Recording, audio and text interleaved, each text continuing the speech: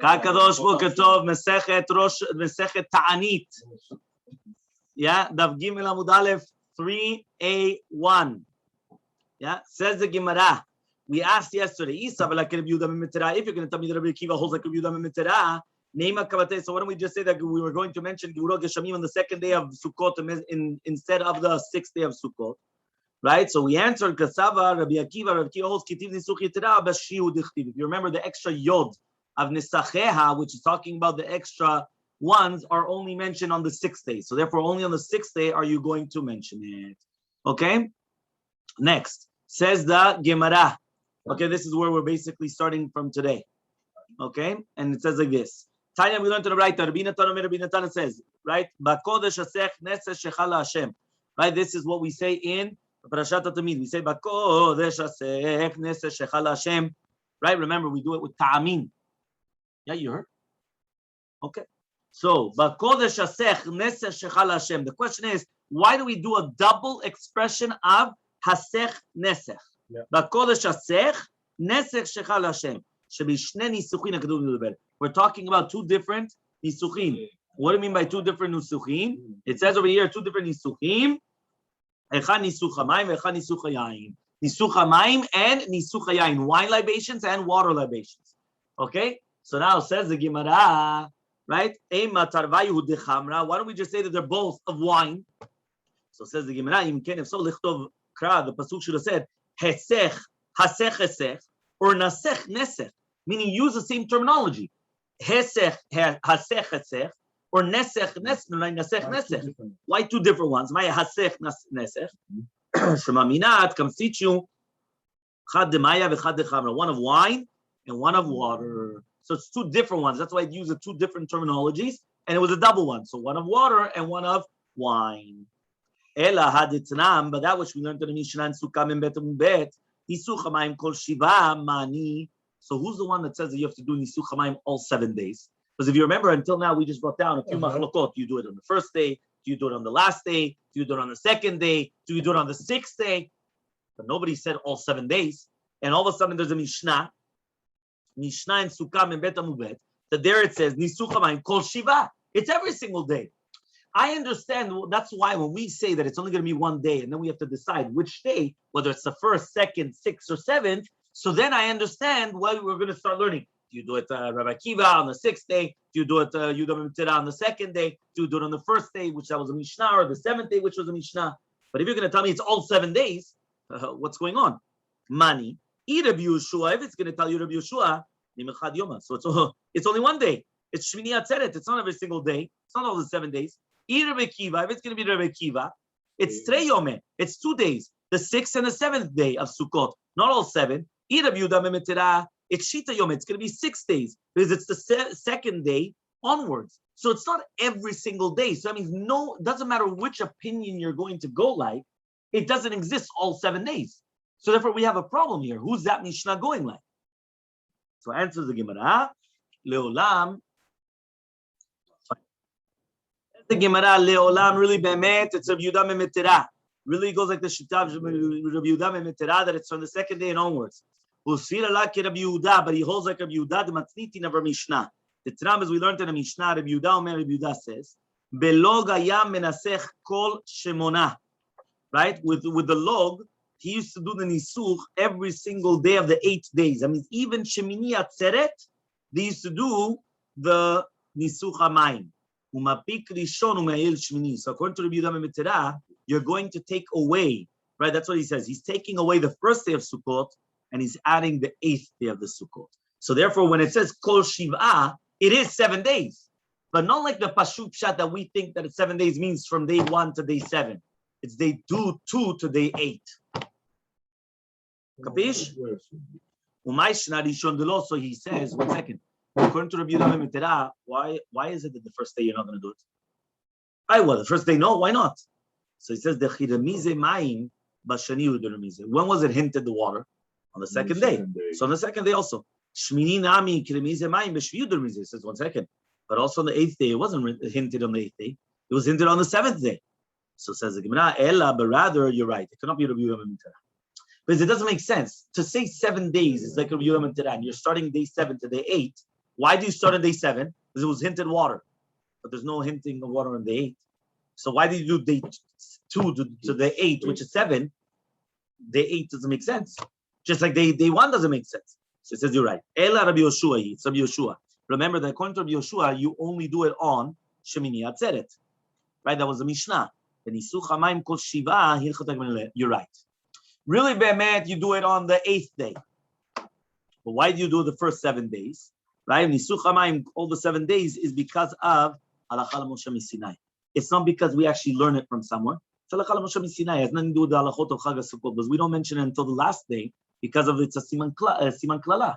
But we mention it the 7 days because it's Halacha Moshe Sinai. The Amar Rabbi Yami, Rabbi Yochanan says, Rabbi Yochanan, right? Mishum Rabbi Nechunya Ish Yikab Bet Chavartan.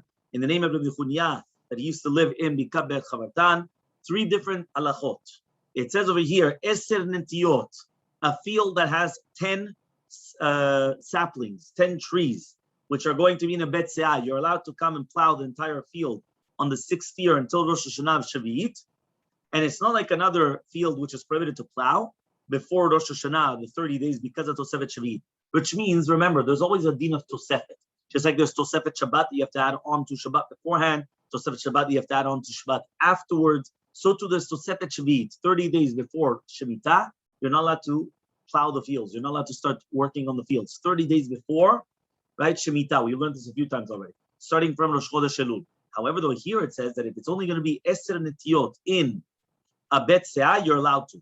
Second halacha, Arava, which they take in the Bet HaMikdash during the Chag HaSukkot.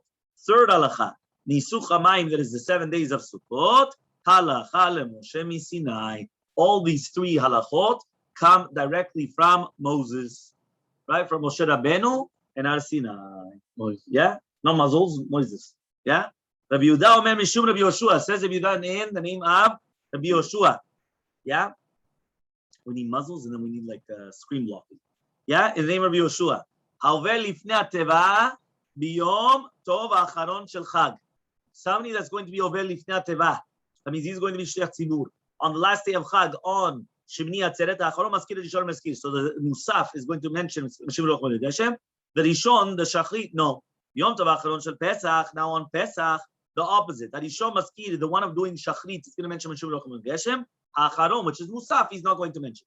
So says the Gemara, hey Rabbi Yoshua, he's saying like Rabbi Yoshua, which means he's saying like what Rabbi Yoshua said, right? So he says, where do we see this halacha mentioned in the name of Yoshua? If you're going to tell me it's Rabbi Yoshua of our Mishnah, because remember, it says Rabbi Yehuda Omer Mishum Rabbi Yoshua. Rabbi Yehuda is saying it in the name of Rabbi Yoshua. So which Rabbi Yoshua? If you're going to tell me it's Rabbi Yoshua of our Mishnah, right? Ha'amar, he already said Yom Tov Acharon Shel Chag Maskid. Yom Tov Acharon Shel Chag, you're going to mention it, right? So it can't be of our Mishnah, because he just said Yom Tov Acharon. He didn't mention Shachrit, Musaf. He didn't go into details. He just says Yom Tov Acharon, Shemini Atzeret. Ela, but rather, it has to be Rabbi Yoshua the Braita, Rabbi Yoshua Braita. Ha'amar, he says Mishat Anachato. He says no, but Rabbi Yoshua the Braita says, right, that he says that we're not going to mention Geshamim Ad She'avru Yimei Chag HaSukkot, which means when Mishat Anachato Shel Lulav, which means already the beginning of Shmini Atzeret. You don't have to wait until Musaf. The second that you put down the Lulav, when do you put down the Lulav? On Hoshana Rabbah. So therefore, the second that you finish with putting down the Lulav, already on the night of Shemini Atzeret, you're already going to start mentioning Mashiach Roch Geshem. You don't have to wait until Musaf. So it cannot be Rabbi Yoshua of the Braita. The two, and furthermore, Hatanya that we learned on the Braita, Rabbi Yehuda and Rabbi Yehuda says, in the name of Rabbi Yishum B'Metera, Havel Ifnat Rabbi Yom Tov Acharon Shel Chag, somebody that's going to be Shliach Tzibur on Yom Tov Acharon Shel Chag, Ha'acharon Maskid. So therefore, the second one is going to mention it, but the Rishon is not. Hey B'Metera, right? This is B'Metera. He's saying it in the name of Rabbi Yehuda. If you're going to tell me it's Rabbi Yehuda B'Metera, Ha'amar B'Sheni B'Chag Maskid. He said on the second day of Chag, not on the Yom Tov Acharon Shel Chag. So it can't be Rabbi Yehuda Ben Betera as well, right? Again, one more time. Rabbi Yehuda says in the name of Ben Betera, somebody that's being Shliach Tzibur, he's going to mention it when? On Yom Tov Acharon Shel Chag. When is Yom Tov Acharon Shel Chag? Right? Shemi Atzeret. And when? The Acharon Maskid. Last one is going to mention it. So he says, which Ben Betera are we talking about then? If you're going to tell me it's Rabbi Yehuda Ben Betera, Rabbi Yehuda Ben Betera just said only on the second day of Yom Tov, you're going to mention it. Okay? But that's when you do the Nisucha Hamayim. When you do Nisucha Hamayim on the second day, so you would mention Mashiva Ruach Umoni the Geshem. So Amar Rav Nachman bar Yitzchak says of Nachman bar Yitzchak, Teheb Rabbi Yehoshua ben Terah. The two Braitot are talking about Rabbi Yudah to Rabbi Yehoshua ben Terah. The first Braita was talking about Rabbi Yehoshua Stam, right, which is Rabbi Yehoshua ben Chananya. The second Braita was in the name of Ben Betera. Now, why did it change it? Zimnin dekar lebishme, the Zimnin dekar lebishme de Abba. Sometimes they called it in his name, and sometimes which is Rabbi Yehoshua, and sometimes they called him the name of his father, Ben Betera. Right? His name was Rabbi Yehoshua Ben Betera, but sometimes they used to call him in the name of his father. Yeah, somebody would come and they would say, JJ, yeah, we'll call you in the name of the father. You understand? And sometimes they would call him in his name. Yeah, sometimes he was called in the name of his father, sometimes he was called in his own name. This was before, right? He had semicha.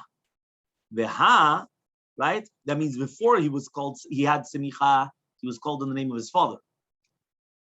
Okay? And this one is levatad delismechua. And this one is after he already received semicha. After he received semicha, now you could come and you could actually call him, right? Rabbi, by the real name. Right? Because before he has semicha, he wasn't chashuv. So he wasn't chashuv, you call him after his father. Right? He's the son of the rabbi. Once he becomes a rabbi in himself, now he's Rabbi. You understand? Now he's somebody else. Okay? Fine. Until here, everyone clear? Yeah. Tana, we learned in a Braita. Betal uveruchot. Lo chayevu chachamim laskir. So when we're talking about tal or ruchot, the rabbis did not obligate us to mention it. Okay, so he says over here like this. What does this mean? When we're talking about there's no chiyuv laskir but tefillah, right? Yeah, he says there's no obligation to mention not mashiv ruach or not moridatal. And even during bimot geshamim, right, that they said to mention gvurot geshamim, they didn't obligate us to mention ruach v'tal. Okay, that means tal and ruach we weren't obligated to mention. Okay, so it's just mashiva ruach, right? That means if we're not obligated mashiva ruach and not moridatal, so what do we? Bimbala askir, maskir. If you want to, you can. My time out. What's the reason? So Amar Rabbi Chanina says Rabbi Chanina lefi she'en ne'etzarim, right? Tal and ruach never stop. Meaning tal is do, ruchot is ruchot, the winds. They never stop. They will always are there. So that's why the tal minala and delom yitzah. How do we know that there's always do? Tichtiv, it says in the pasuk, "V'yom Eliyahu tishbi mitoshav gib mitoshavei Gilad elachav Chay Hashem Eloki Yisrael asher amati lefanav imi yasharim ha'ele tal matakim lifnei dvarai uchtiv and it's written lechera'eh lecha v'etena matar al pnei adama v'ilu tal lo kama." Why is it not written tal? My tama. What's the reasoning? Mishum, because Gimel Amud Bet delo mi atzad, it's never stopped. So says the Gemara, if it wasn't stopped, Eliyahu shtabu lemad. So why did you have to make an oath then? Why is it that Eliyahu and Navi had to come and make an oath that there will not be tal? It's a shvat sheker. Because there's always tal. It could be there's not going to be rain, but tal, there's always tal. So says the Gemara, hachi kamale. This is what he said. Afilu tal di bracha naminot. Even tal of bracha is not going to come. So says the Gemara, lihadre le tal di bracha. So he says, fine. So then HaKadosh Baruch Hu should have been machzir afterwards the tal of bracha at least. So answers the Gemara, the tal of bracha, meaning there's a do which is of bracha and there's a do which is not a bracha. So he says, mishum de lo min kera minta. He says it's not nikah. Meaning at the end of the day, you only see do. Right? You only see do. But you don't know if it's good do or if it's bad do. Right, it's do. Yeah? So ruchot, how do we know also that the ruchot don't stop? So Amar Rabbi Shlomo Levi says, Rabbi Shlomo Levi, Damakal says in Pasuk, Ki ka'arba ruchot hashamayim perasti etchem num Hashem. The four winds of the shamayim, of the heaven, of the firmament, I'm going to put over you. My Kamale, what is he telling him? Like, Ile, maybe you're going to tell me, Hachi Kamale, this is what he told him, HaKadosh Baruch Hu Yisrael, I came and I separated you and I exiled you to the four parts of the world. Yachi, if so, Ke'arba be'arba. Ke'arba means like the four winds of the year, of the thing. It's not ke, it's be'arba. Be'arba means within the four winds of the earth. Meaning, where were we exiled? Did you realize that Jews were exiled all over the world? There were Jews everywhere. Now there's a kibbutz kaliyot that the Jews are coming and they're going more and more to Eretz Yisrael. Once upon a time, any country where you wanted in the world was Jews. Why? Because Baruch Hu spread us out. This is what we say. Just like the world cannot withstand without the winds, so too Yisrael, the world cannot sustain without Yisrael. Amar Rabbi Chanina says Rabbi Chanina, Hilkach, therefore, Bimot HaChama during the summer, Amar Mashiv Ruach, they don't bring him back if he said Mashiv Ruach. Why? Because there's always Ruach. What are you saying? Mashiv Ruach, there's always Ruach, so you don't have to go back. And if a person accidentally said Mashiv Ruach during the summer, he doesn't have to go back. Amar Morida Geshem, if he says Morida Geshem, he does have to go back. Why? Because it's not the time of Geshem now. Okay, that's why he has to go back. In the winter time, it's exact opposite. If you didn't say Mashiv Ruach and Machzirinu, you don't go back, right? Why? Because you don't have to mention it about the Ruach. Lo Amar Morida Geshem. If you didn't say Morida Geshem Machzirinu, then you do go back. If you didn't say Geshem, because now is the time of Geshem, so that's why. If you didn't say Mashiv Ruach, it's fine. But Morida Geshem is the ikar. Not only that, even if you switched and you said ma'avir haruach and you said mafriach hatal, which means ma'avir haruach shelo tinashev u'mafriach hatal shelo yired, which means that he's making that the wind is not going to blow and that the tal is not going to come down. And machzidino to also we're not going to stop it as well. Okay, Tana, we learned in a Braita, be'avim, when we're talking about ananim, clouds, uveruchot lo chivu chamin laskir, and also winds. The rabbis did not obligate us to mention it. Okay, but if you did want to mention it, maskir, which means, let's say, imagine right now you didn't do Mashiv Ruach, but rather you did mikasher avim. That means he's putting the clouds. That's where rain comes down. Also, right? He says he didn't obligate you to say it, but if you said it, you mentioned it. My time what's reasoning, because there will always be, right, clouds as well. That means not only is there always wind, there's always clouds. Velo me'atze says again what? It's never going to stop.